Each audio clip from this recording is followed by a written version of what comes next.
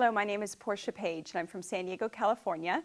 I'm faculty member for Balanced Body as well as the Education Project Manager.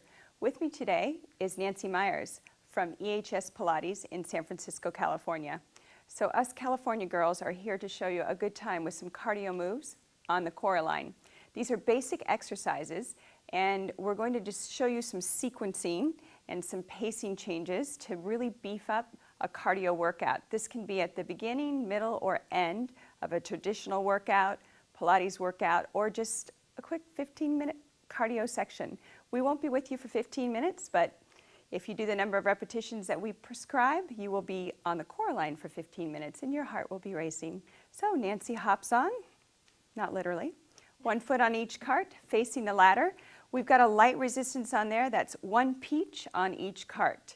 We're going to start off with curtsy.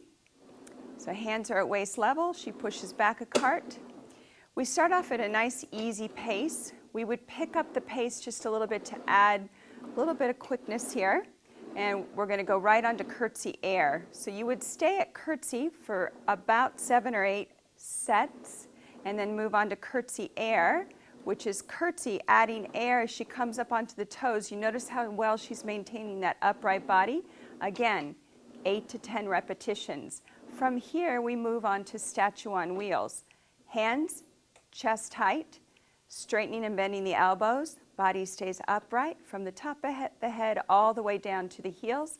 One long line. I just might remind you that Nancy makes this look super easy. So we would do about 8 to 10 reps here. Moving on to point push. As she pushes out, she comes up onto the toes and then lowers herself back down and in simultaneously. Again, 8 to 10 repetitions, super challenging for the core and the scapular stability. From here, we're going to hold it out for point walking, holding here for 30 to 45 seconds. We won't torture Nancy, but you get the idea. And then staying in this position with the feet walking, she's going to go into backstroke. Head stays facing to the front, chest and torso parallel with the ladder, and now onto freestyle. So backstroke is just up and around, freestyle underneath. And again, about 8 to 10 reps on each. Coming back in, we won't torture her again. We're going to move on to our series of the fives. So this is low five, high five, and hang five. So low five comes from the curtsy, which we have seen before. She's going to maintain that same height and swap the feet underneath the hips. Not changing her height at all. This is extremely challenging. From here, I want to also just point out that the heels do stay lifted. So as she's moving here, this also makes it much tougher.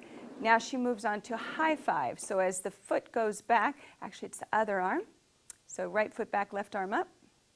There we go. And then holding onto the ladder, she switches hands and switches feet. Perfect. Now, you might not see the difference, but there is a big difference between high five and hang five.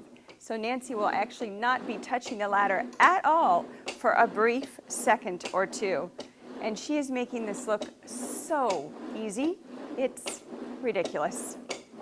And stop. So that whole last little sequence, low five, high five, and hang five, I like to do it for, she did make it look hard there just by wiping off the sweat. Anyway, we do that last little sequence for anywhere from 15 to 45 seconds on each of those exercises, depending on the level of your client, or if you want your own workout to be boosted up, just add more time on.